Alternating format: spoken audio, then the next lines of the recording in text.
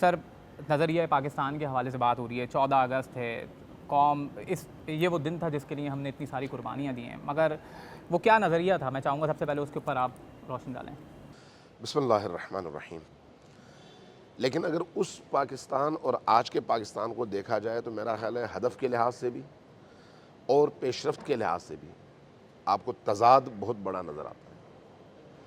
وہ پاکستان اس لیے بنا تھا کہ اس سرزمین پر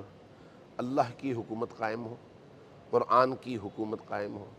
رسول اللہ اور آپ کی سنت کی حکومت قائم ہو, ایک ایسی ریاست جہاں پر اللہ کے دیے ہوئے اقدار اور ویلیوز کی حکمرانی ہو, جہاں پر شیر اور بکری دونوں مل کر ایک ہی گھاٹ سے پانی پی سکیں اور ان کے درمیان محبتوں کا رشتہ ہو, جہاں پر عدل ہو اور اجتماعی مساوات ہو,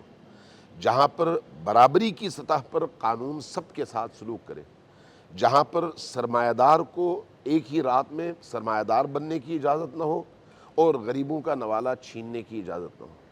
جہاں پر تمام مسالک اور تمام فرقے آپس میں مل بیٹھ کر کلمت اللہ کی بنیاد پر اور اللہ کی کتاب اور رسول اللہ کی رسالت کے سائے تلے ایک ہو کر بتا سکیں کہ ہم لا الہ الا اللہ محمد رسول اللہ کے ماننے والے ہیں. اگر آپ ان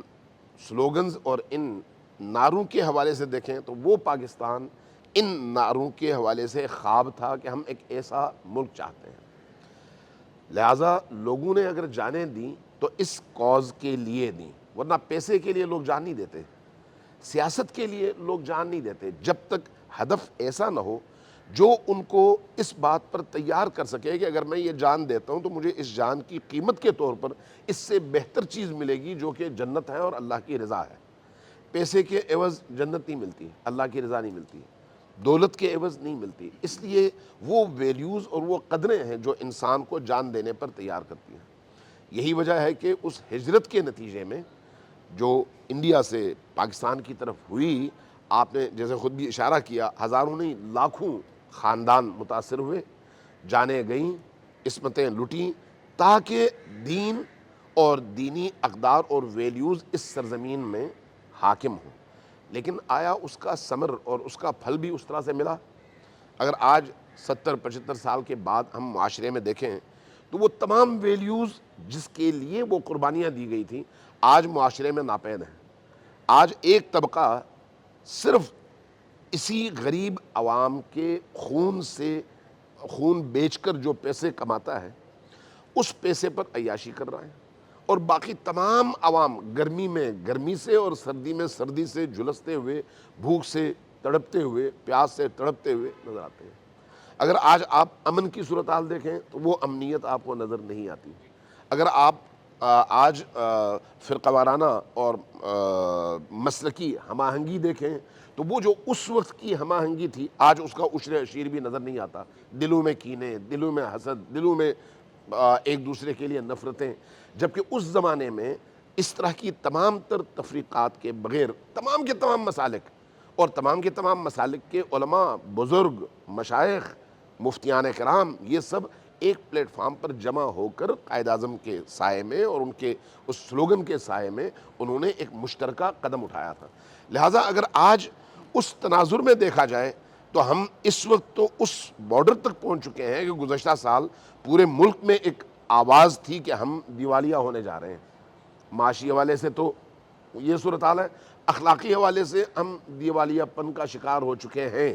مذہبی حوالے سے دیوالیہ پن کا شکار ہو چکے ہیں, کلچر کے حوالے سے دیوالیہ پن کا شکار ہو چکے ہیں. ابھی آپ یہ دیکھ لیں کہ آپ 14 اگست کے لیے آج علماء کے ساتھ یہ پروگرام کر رہے ہیں جس میں آپ نظریہ پاکستان پر بات کر رہے ہیں, ایسا ہی ہے, پاکستان بننے کے اہداف پر بات کر رہے ہیں. باقی چینلز کو اسی ٹائم پہ آپ دیکھ لیں, وہاں پر کیا باتیں ہو رہی ہوں گی, وہاں پر کوئی عورت ناچ رہی ہوگی, کوئی بدن کی نمائش کر رہی ہوگی, کوئی گانا گا رہا ہوگا. وہ گانا, وہ نمائش اور یہ جو جشن و سرور کی کیفیت ہے کس چیز کی خوشی میں ہے؟ دین ہاتھ سے گیا, ملک ہاتھ سے گیا, نظریہ ہاتھ سے گیا, امن ہاتھ سے گیا, آپ کے ویلیوز ہاتھ سے گئے, اور اس کی ہم ٹی وی پہ خوشیاں منا رہے ہوتے ہیں. تو اس سے زیادہ اخلاقی اور فکری آپ کو دیوالیہ پن کہیں اور نظر نہیں آتا. آج ہم ایک ہی ساتھ دو ملک بنے تھے, ایک ہندوستان اور ایک پاکستان. ہندوستان ہندو ہونے کے باوجود کہاں پہنچا, پاکستان مسلمان ہونے کے بعد کہاں پہنچا. ایک عرصے کے بعد بنگلہ دیش ہم سے الگ ہوا, لیکن بنگلہ دیش ہم سے الگ ہونے کے بعد معاشی حوالے سے, کلچر کے حوالے سے, قومیت کے حوالے سے, ترقی کے حوالے سے کہاں پہنچا, اور اس کو ہم نے نگلیکٹ کیا, اور اس کے بعد ہم کہاں پہنچے. آج ہماری معاشرتی بیداری کی کیا صورتحال ہے, اور وہ بنگلہ دیشی جن کو پاکستان میں بہت سارے عناوین کے تحت ان کی توہین اور تنقید کی جاتی تھی, وہ اس وقت فکری بیداری کے حوالے سے کہاں پر ہیں, کہ جس کا نتیجہ ان دنوں حالیہ جو واقعات وہاں پر ہوئے وہ بتا رہے ہیں کہ ایک بیدار زندہ جوانوں کی ایسی قوم ہے جو ظلم اور زیادتی کو برداشت نہیں کرتی. لہٰذا اگر ہم انٹرنیشنلی بھی اپنا امیج دیکھیں دنیا اسلام میں یا پھر باقی تمام اقوام کے درمیان, تو ہمیں دنیا اسلام میں ایٹم بم کے علاوہ اپنی کوئی شخصیت اور اپنا کوئی ویلیو دکھانے کے لیے ہمارے پاس موجود نہیں ہے. اور ایٹم بم بھی ہم نے رکھا ہوا ہے تاکہ امریکہ کو خوش کر سکیں اور اپنے دشمنوں کو خوش کر سکیں اور اسرائیل کو تھپکی دے سکیں, اس کے لیے رکھا ہوا ہے. اب اگر اس کے علاوہ آپ جو حاصل چیزیں ہیں ان کو دیکھنا چاہیں تو آپ کو چند ظلم اور بربریت کی داستانوں کے علاوہ اور فکری طور پر انحطاط کے علاوہ اس ملک میں آپ کو کچھ نظر نہیں آتا. یہی وجہ ہے کہ گزشتہ 2 سالوں میں 20 لاکھ کے قریب جوان آپ کے ملک چھوڑ کر جا چکے ہیں. مجھے آپ یہ بتائیں کہ کوئی بھی مائی باپ, کوئی والدہ, کوئی باپ یہ سوچے یہ جملہ سن کر کہ جب آپ ایک بچے کو پالتے ہیں, کن ریاضتوں سے اس کو گزارتے ہیں, اس کی تعلیم پر کتنا خرچ کرتے ہیں, زمین بیچتے ہیں تعلیم پر خرچ کرتے ہیں, اپنا کاروبار ٹھپ کرا دیتے ہیں لیکن اس کی تعلیم پر خرچ کرتے ہیں. وہ بچہ جب ڈگری ہولڈر بن کر کچھ کرنے کے قابل ہوتا ہے تو اس وقت والدین کو یہ امید ہوتی ہے کہ یہ بچہ جو ہے اب ہمیں کما کر کھلائے گا. لیکن اسی وقت اگر وہ بچہ والدین کو چھوڑ کر بھاگ جائے تو ان والدین کا کیا حال ہوتا ہوگا. اس ملک کا ایک ماں کی حیثیت سے وہی حال ہے اس وقت. اس وقت 20 لاکھ بچے کم از کم جنہوں نے